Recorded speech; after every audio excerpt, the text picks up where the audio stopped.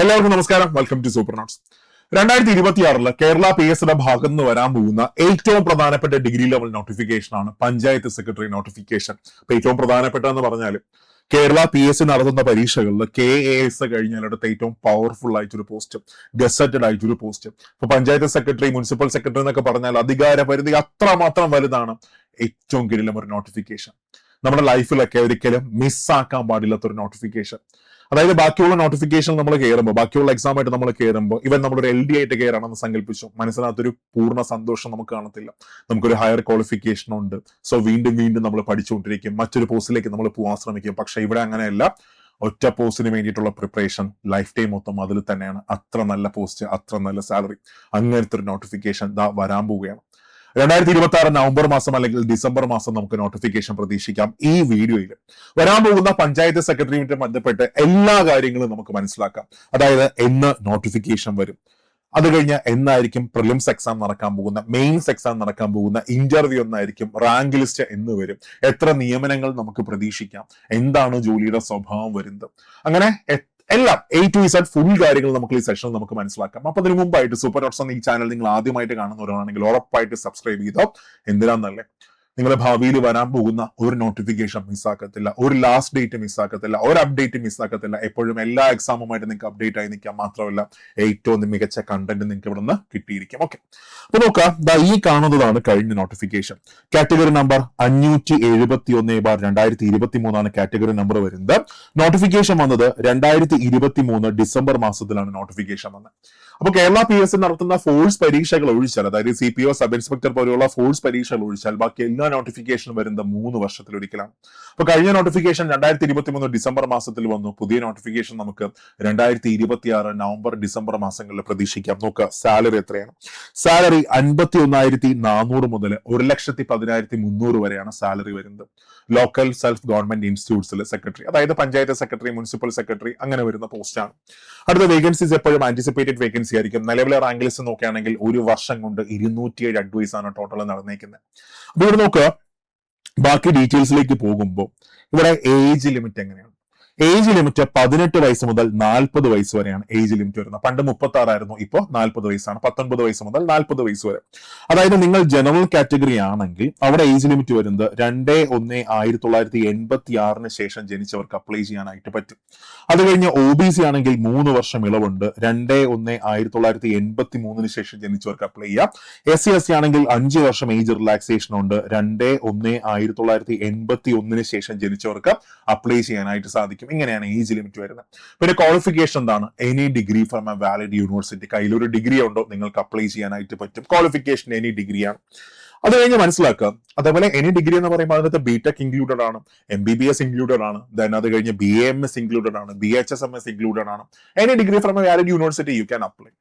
അടുത്ത age limit നമുക്ക് മനസ്സിലായി, ക്വാളിഫിക്കേഷൻ മനസ്സിലായി. ഇനി എത്ര ആപ്ലിക്കൻസിനെ പ്രതീക്ഷിക്കാം?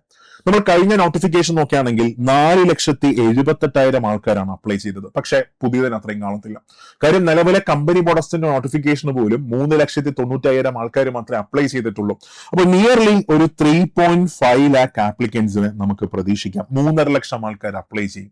അതിനകത്ത് ഒരു 2 ലക്ഷം അല്ലെങ്കിൽ 2.25 ലക്ഷം ആൾക്കാർ എക്സാം എഴുതും. അങ്ങനെ ആയിരിക്കും എപ്പോഴും വരുന്നത്. ഇനി ഇതിന്റെ ഒരു സ്ട്രക്ചർ നോക്കുകയാണെങ്കിൽ ഫസ്റ്റ് നമുക്കൊരു ഡേറ്റ് അടക്കം പറയുകയാണെങ്കിൽ ഇങ്ങനെ നമുക്ക് പറയാം. അതായത് നോട്ടിഫിക്കേഷൻ എപ്പോൾ പ്രതീക്ഷിക്കാം? നോട്ടിഫിക്കേഷൻ നമുക്ക് ഈ വർഷം 2026 ഒരു നവംബർ ഡിസംബർ മാസം ആകുമ്പോൾ നോട്ടിഫിക്കേഷൻ പ്രതീക്ഷിക്കാം. അതിനുശേഷം നിങ്ങൾക്ക് പ്രിലിംസ് എക്സാമിന് ഒരു 5 മാസം സമയം കിട്ടും. 2027 ഒരു മെയ് മാസം അല്ലെങ്കിൽ ജൂൺ മാസം നമുക്ക് പ്രിലിംസ് എക്സാം പ്രതീക്ഷിക്കാം. അതിനുശേഷം മെയിൻസ് എക്സാം നോക്കുകയാണെങ്കിൽ 2027 തന്നെ ഒരു സെപ്റ്റംബർ ഒക്ടോബർ മാസങ്ങളിൽ നിങ്ങൾക്ക് മെയിൻസ് എക്സാം പ്രതീക്ഷിക്കാം. അതിനുശേഷം ഇതിന്റെ ഇന്റർവ്യൂ 2028 ഒരു ഫെബ്രുവരി മാർച്ച് മാസങ്ങളിൽ നിങ്ങൾക്ക് ഇതിന്റെ ഇന്റർവ്യൂ പ്രതീക്ഷിക്കാം. ഇതിന്റെ റാങ്ക് ലിസ്റ്റ് വരുന്നത് 2028 ജൂലൈ മാസത്തിലാണ് ഇതിന്റെ റാങ്ക് ലിസ്റ്റ് വരാൻ പോകുന്നത്. ആ റാങ്ക് ലിസ്റ്റിന് 3 വർഷം കാലാവധിയുണ്ട്. അതായത് 2031 ജൂലൈ മാസം വരെ ആ റാങ്ക് ലിസ്റ്റിന് കാലാവധിയുണ്ട്. ഇതാണ് നിങ്ങൾ പോകുന്ന ആ ഒരു ജേണി. സോ ഒരു 3.5 ലക്ഷം ആൾക്കാർ അപ്ലൈ ചെയ്യും, ഒരു 2.25 ലക്ഷം ആൾക്കാർ എക്സാം എഴുതും. ആ ഡേറ്റ് ഒക്കെ ഞാൻ കൃത്യമായിട്ട് പറഞ്ഞായിരുന്നു. ഇനി നോക്കാം, ഒരു മെയിൻ ലിസ്റ്റിനകത്ത് ഇപ്പൊ കഴിഞ്ഞ മെയിൻ ലിസ്റ്റ് ഒക്കെ നോക്കുകയാണെങ്കിൽ 927 പേരാണ് ഇന്റർവ്യൂ അറ്റൻഡ് ചെയ്തേക്കുന്നത്. ഇവിടെ സെലക്ഷൻ നടക്കുന്നത് 3 ഘട്ടങ്ങളായിട്ടാണ് സെലക്ഷൻ നടക്കുന്നത്. Prelims exam, then mains exam, മെയിൻസിന് 2 പേപ്പർ ഉണ്ട്, പേപ്പർ 1 ഉണ്ട്, പേപ്പർ 2 ഉണ്ട്, അതിനുശേഷം ഇന്റർവ്യൂ. അങ്ങനെ 3 ഘട്ടങ്ങളായിട്ടാണ് സെലക്ഷൻ നടക്കുന്നത്. ഓരോന്നിന്റെയും ഒരു ഏകദേശ ഡേറ്റ് ആണ് ഞാൻ ഇവിടെ മാർക്ക് ചെയ്തേക്കുന്നത്. ഏകദേശം ഇല്ല, എന്നാൽ ഈ മാസങ്ങളിലൊക്കെ തന്നെ ആയിരിക്കും എക്സാം വരാൻ പോകുന്ന, ഒരു മാറ്റവും കാണത്തില്ല. അതിനുശേഷം നോക്കുക, ഒരു 2 ഘട്ടങ്ങളായിട്ടോ 3 ഘട്ടങ്ങളായിട്ടായിരിക്കും ഇതിന്റെ പ്രിലിംസ് എക്സാം നടക്കുന്നത്. Stage 1, stage 2, stage 3. അതിനകത്ത് നമുക്ക് ഏതെങ്കിലും ഒരു സ്റ്റേജ് നമുക്ക് കിട്ടാം.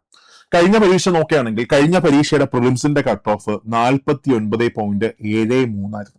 49.73 കഴിഞ്ഞ പ്രിലിംസിന്റെ കട്ട് ഓഫ്. 100 മാർക്കിന്റെ പ്രിലിംസ് എക്സാം ആണ്. കോമൺ ഡിഗ്രി പ്രിലിംസിനകത്ത് വരുന്ന ഒരു പ്രിലിംസ് എക്സാം. 100 മാർക്കിന്റെ എക്സാമിനകത്ത് കഴിഞ്ഞ പരീക്ഷയുടെ കട്ട് ഓഫ് വന്നേക്കുന്ന പ്രിലിംസിന്റെ കട്ട് ഓഫ് 49 മാർക്കാണ്. നോക്കുക, ആ ലിസ്റ്റിനകത്ത്, ഷോർട്ട് ലിസ്റ്റിനകത്ത്, പ്രിലിംസിന്റെ ഷോർട്ട് ലിസ്റ്റിനകത്ത്, അതായത് മെയിൻസ് എക്സാം എഴുതാനായിട്ട് 38,000 ആൾക്കാരാണ് സെലക്ട് ചെയ്തത്. 38,000 ആൾക്കാർക്ക് മെയിൻസ് എഴുതാനുള്ള അവസരം ലഭിച്ചു.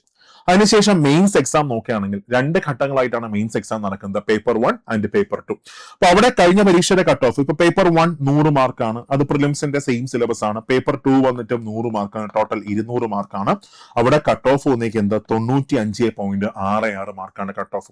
അതായത് 200 മാർക്കിൽ കട്ട് ഓഫ് വന്നേക്കുന്നത് 95.66 മാർക്കാണ്. മക്കളെ ഇത് ഡിപ്പെൻഡന്റ് ആണ്. ഇപ്പൊ കഴിഞ്ഞ പരീക്ഷ പാടായിരുന്നു, സോ കട്ട് ഓഫ് ഇച്ചിരി താഴ്ന്നു.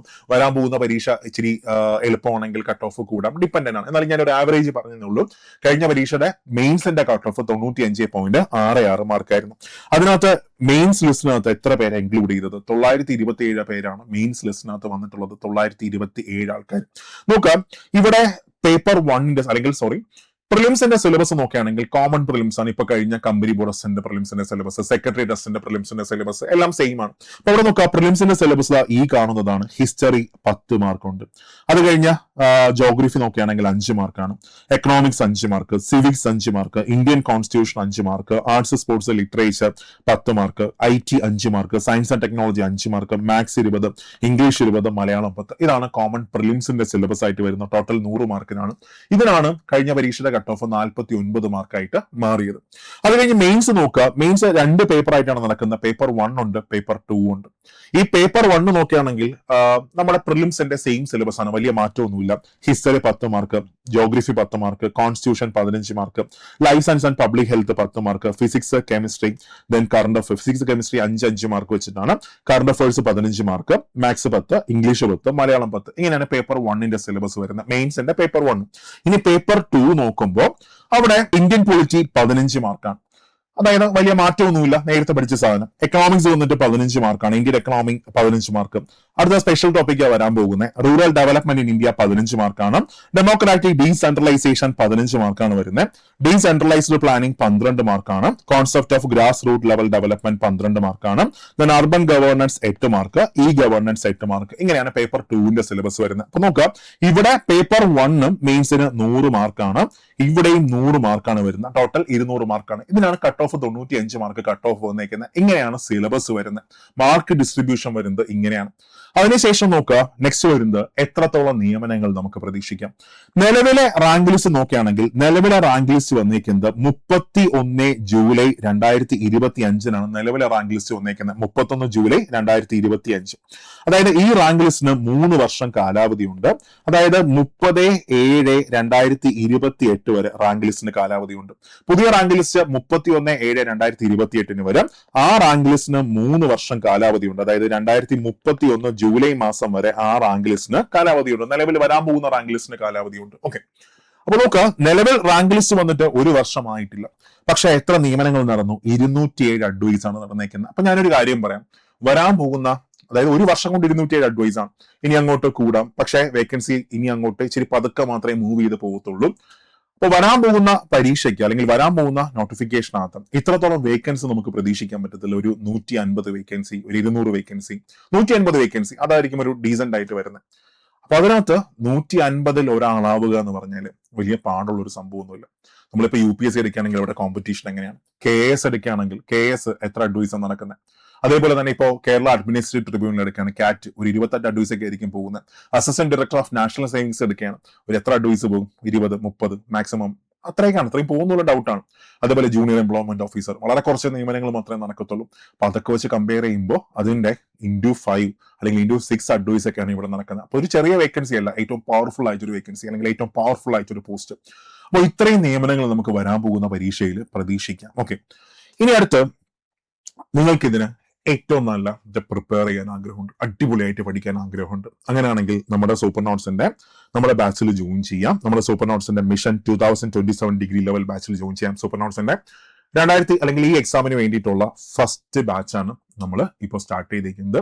അപ്പൊ ഇതിനകത്ത് നിങ്ങൾക്ക് പ്രിലിംസിന്റെ ക്ലാസ്സസ് മൊത്തം കിട്ടും, മെയിൻസിന്റെ ക്ലാസ്സസ് മൊത്തം കിട്ടും, കൃത്യമായിട്ടുള്ള ഇന്റർവ്യൂ ഗൈഡൻസ് നിങ്ങൾക്ക് കിട്ടും. അങ്ങനെ എല്ലാം ഈ ബാച്ചിനകത്ത് ഇൻക്ലൂഡഡ് ആണ്.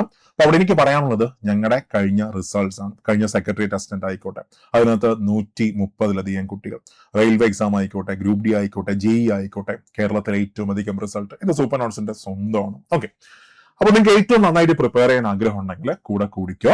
എത്രയും പെട്ടെന്ന് തന്നെ ഈ നമ്പറിൽ കോൺടാക്ട് ചെയ്തോളാം, 8281223366, അല്ലെങ്കിൽ സൂപ്പർ നോട്ട്സിന്റെ ആപ്പ് ഡൗൺലോഡ് ചെയ്യുക. അവിടെ നിങ്ങൾക്ക് ബാച്ച് കാണാൻ പറ്റും, ജോയിൻ ചെയ്തോ. ഏറ്റവും നന്നായിട്ട് നമുക്ക് പ്രിപ്പയർ ചെയ്യാം. നിങ്ങൾക്ക് എല്ലാ ആഴ്ചയിലും കൃത്യമായിട്ടൊരു മോട്ടിവേഷൻ സെഷൻ, കൃത്യമായിട്ടുള്ള മെന്റർഷിപ്പ് സെഷൻസ്, അതേപോലെ തന്നെ റിവിഷൻ, ഒരുപാട് ലൈവായിട്ടുള്ള ക്വസ്റ്റ്യൻ പ്രാക്ടീസ് സെഷൻസ്, ഇതെല്ലാം നിങ്ങളുടെ ബാച്ചിനകത്ത് ആഡ് ചെയ്തിട്ടുണ്ട്. അപ്പോൾ ജോയിൻ ചെയ്യാൻ ആഗ്രഹിക്കുന്ന എല്ലാവരും പെട്ടെന്ന് തന്നെ ജോയിൻ ചെയ്തോ, ഇനി താമസിക്കേണ്ട. നിങ്ങൾക്ക് ഇവിടെ ഏറ്റവും നല്ലത് മാത്രമേ എപ്പോഴും കിട്ടിയിരിക്കും. അപ്പോൾ മക്കളെ, നമുക്ക് ക്ലാസ്സിൽ കാണാം. ഒരിക്കലും ഈ നോട്ടിഫിക്കേഷൻ നിങ്ങൾ മിസ്സാക്കരുത്, ഒരിക്കലും ഈ പഞ്ചായത്ത് സെക്രട്ടറി നോട്ടിഫിക്കേഷൻ മിസ്സാക്കരുത്. ലൈഫിലൊക്കെ നമുക്ക് ഒരിക്കൽ വരുന്ന അവസരമല്ലേ അങ്ങനത്തെ ഒരു നോട്ടിഫിക്കേഷൻ. അപ്പോൾ നന്നായിട്ട് പഠിച്ചോ, നമ്മൾ കൂടെ ഉണ്ട്. നമുക്ക് ക്ലാസ്സിൽ കാണാം. All the best.